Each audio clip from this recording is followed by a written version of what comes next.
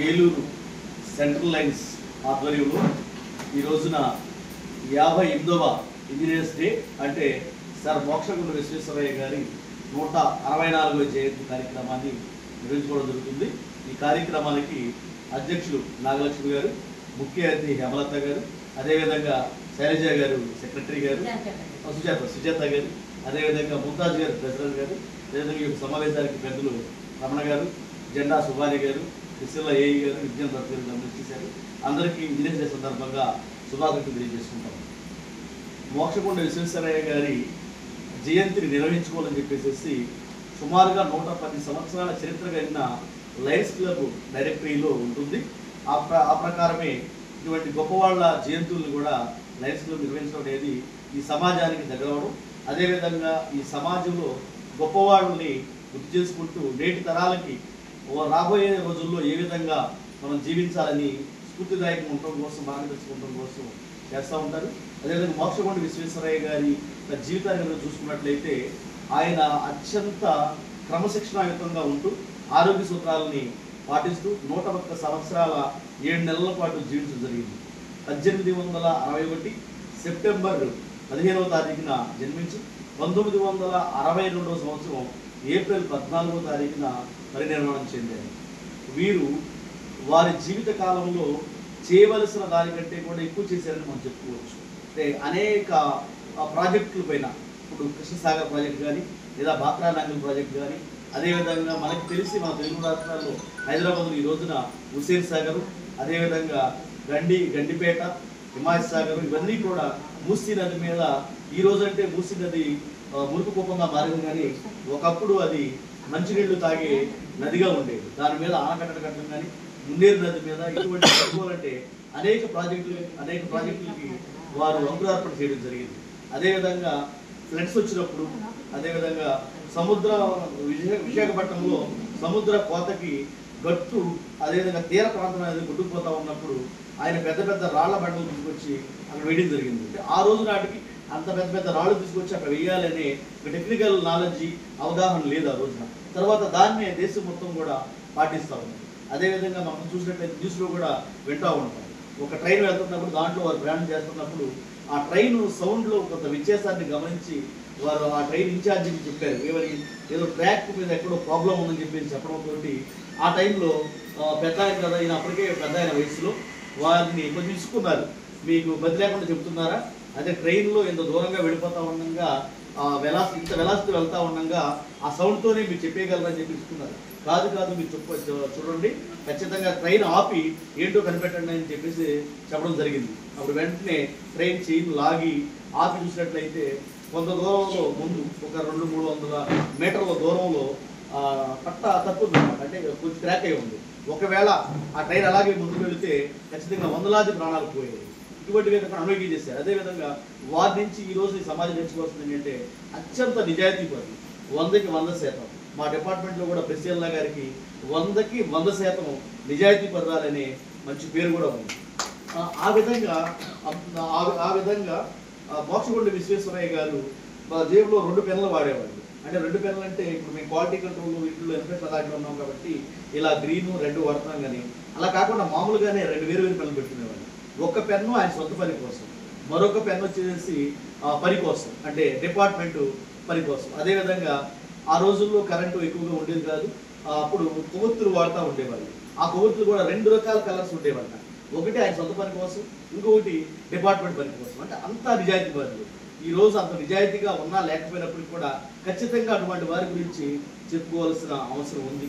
ఇంకా మోక్షగుండ విశ్వేశ్వరయ్య గారు కేవలం సాంకేతిక రంగానికి మాత్రమే పరిమితం అయిపోకుండా, అంటే ఈ రోజునైతే డిపార్ట్మెంట్స్ అనేవి నెంబర్ ఆఫ్ డిపార్ట్మెంట్స్ వచ్చింది. ఒకప్పుడు పవర్ డిపార్ట్మెంట్ లేదా వాటర్ డిపార్ట్మెంట్ అనేవాళ్ళు. ఆ రకంగా ఇప్పుడు సుమారుగా 20 రకాల ఇంజనీరింగ్ డిపార్ట్మెంట్ వచ్చేసింది. అంటే ఇరిగేషన్ డిపార్ట్మెంట్, పిఆర్ అని, ఆర్బీ అని, పబ్లిక్ హెల్త్ అని, ఈ విధంగా వచ్చింది. అప్పుడైతే అంతా కలిపి ఒకే డిపార్ట్మెంట్. ఈ రోజుల్లో ఇంజనీర్ చూసినట్లయితే ఒక డిపార్ట్మెంట్లో 10-15 వింగ్స్ ఉంటాయి.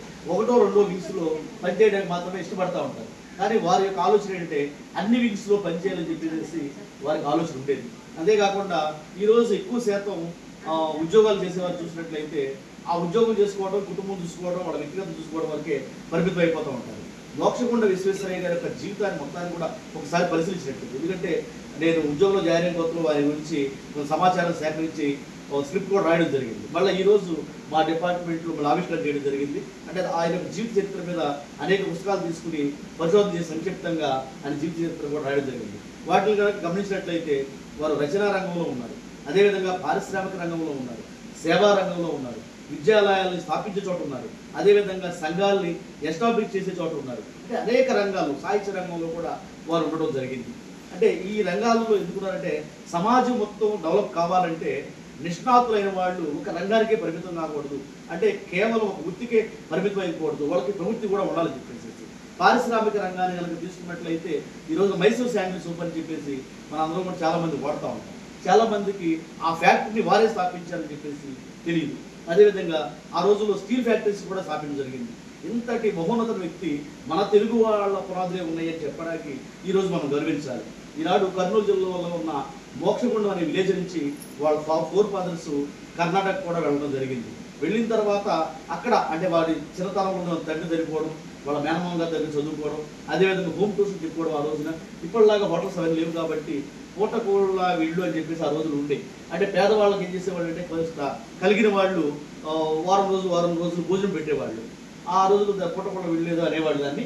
అయితే ఆ విధంగా చదువుకుని పైకి వచ్చి ఆయన ఈ యొక్క రంగానికే పరిమితం అయిపోకుండా మైసూరు దివానికి ఒక మంత్రిగా ఆర్థిక శాఖ మంత్రి కూడా చేశారు. ఆ రోజున మైసూరు ఆ రాజ్యానికి అప్పుడంతా రాజులను పరిపాలించేవాడు కాబట్టి దివాన్ అనేవాడు. దివాన్ అంటే ఆర్థిక మంత్రితో సమానం అన్నమాట. ఇట్లా అనేక రంగాల్లో విశిష్ట సేవలు అందించిన వారిని బ్రిటిష్ ప్రభుత్వం సర్ అనే బిరుదుతో గౌరవించడం జరిగింది. భారతదేశం భారతరత్న అనే బిరుదుతో గౌరవించడం జరిగింది.